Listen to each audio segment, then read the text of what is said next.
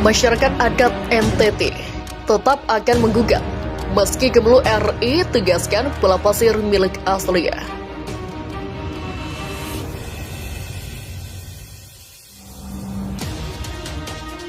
Wilayah NKRI berdasarkan hukum internasional yang kita sebut asas uti possidetis juris adalah bekas wilayah Hindia Belanda. Dan dalam konteks ini, Pulau Pasir atau Asmoris tidak pernah menjadi bagian dari wilayah Hindia Belanda. Dengan demikian, ketika Indonesia merdeka, Asmoris tidak pernah menjadi bagian dari wilayah NKRI. Dunia runtuh pun juga tetap bertetangga dengan Australia. Kami tidak mau bermusuhan dengan Australia. Ini penting. Kami ingin melihat pusat melihat ini. Tolonglah ini. Mari kita dudukan secara lurus, secara benar. Bagaimana sih? Kalau ada hal-hal yang keliru waktu itu, baiklah kita dialogkan begitu ya. Karena kami yakin bahwa satu perjanjian internasional apapun juga sudah ditandatangani. Toh ini berawal daripada itikat baik daripada masing-masing negara. Toh kalau ada kekeliruan marah. Pada tahun 58 kami ingin ingatkan bahwa pada tahun 58 Bung Karno pada waktu itu bisa membatalkan konferensi meja bundar. Kenapa hanya perjanjian ini tidak bisa dibatalkan?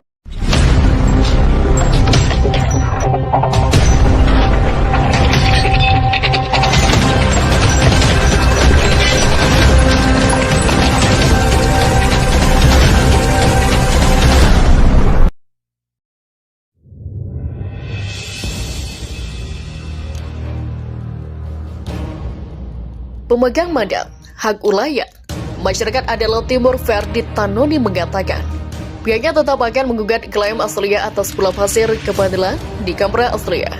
Langkah itu tetap dilakukan meski Kementerian Luar Negeri RI menyatakan bahwa pulau itu tersebut adalah milik Australia. Seperti diketahui, Kemenlu melalui Direktur Jenderal Asia, Pasifik dan Urusan Afrika Abdul Qadir Jailani menegaskan bahwa Pulau Pasir merupakan milik Australia.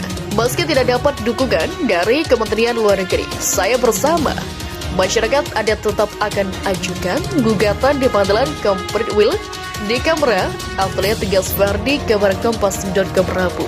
Ferdi tak sepakat dengan pernyataan Abdul Qadir di Twitter yang menyebut Australia sah milik Pulau Pasir setelah dibebaskan oleh Inggris pada tahun 1811. Itu sah menurut saudara Abdul Qadir Jailani.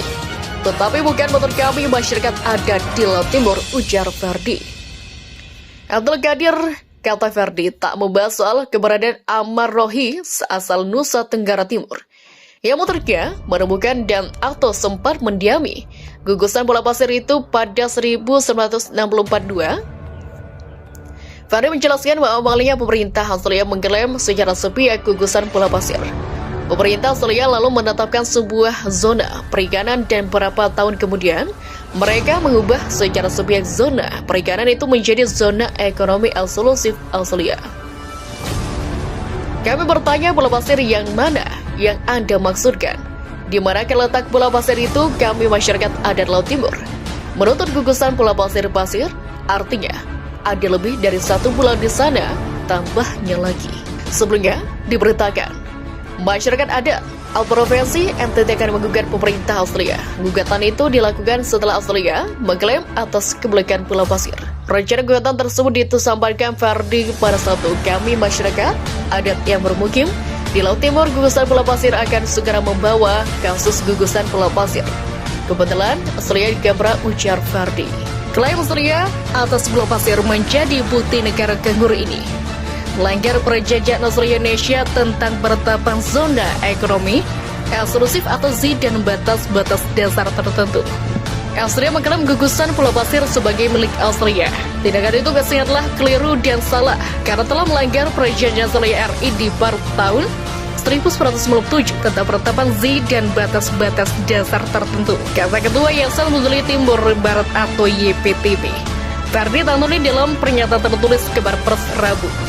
Untuk itu sambung mantan agen imigrasi Australia ini dengan hormat sebagai pemegang mandat hak ulayat masyarakat adat Timur Leste, Rod Sabu Alor di Laut Timur, mendesak Australia harus bertindak jujur dalam pertahanan tersebut. Kami tidak memaksa Australia untuk keluar dari gugusan Pulau Pasir dengan menggunakan senjata dan ataupun nuklir.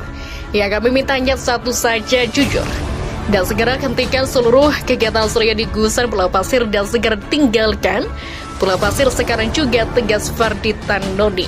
Sambil merujukan 3 halaman dari sekian banyak halaman yang tebal dari perjanjian tersebut, Ferdy Tannoni mohon agar semua orang baru bisa melihat dalam membaca Pasal 11 ayat dan dari perjanjian yang ditandatangani Melu Australia, Alexander Domir dan Melu Indonesia Ali Alatas tersebut. Pada pasal 11 perjanjian itu, yang jelas menyatakan perjanjian ini harus diratifikasi dan akan mulai berlaku pada tanggal pertukaran piagam-piagam ratifikasi. Motor penerima Kevin Jones Award 2013, hingga hari ini Australia dan Indonesia tidak pernah dilakukan ratifikasi terhadap perjanjian ini, namun sampai kapanpun perjanjian ini tidak mungkin bisa diratifikasi oleh karena Timur telah melepaskan dirinya dan telah menjadi sebuah negara merdeka. Ferdy Tannoni menyampaikan terima kasih kepada Kim Match yang jelas menggambarkan tentang sebuah sejarah Australia di Laut Timur pada waktu Perang Dingin, di mana Australia bisa dengan senaknya sebagai Amerika Serikat untuk wilayah Asia Tenggara. Penulis buku Skandal Laut Timur, sebuah barter politik ekonomi, Canberra, Jakarta, meminta Tony Ambles selaku PM Australia yang telah sahabatnya bisa memenuhi janji kampanye Partai Australia dengan tema perubahan, karena hal itu merupakan sebuah kebenaran. Perubahan itu sama dengan merubah segala sesuatunya yang tidak benar sebelumnya menjadi benar, baik di dalam negeri Australia maupun hubungan internasional Australia ini harus diubah, betul katanya.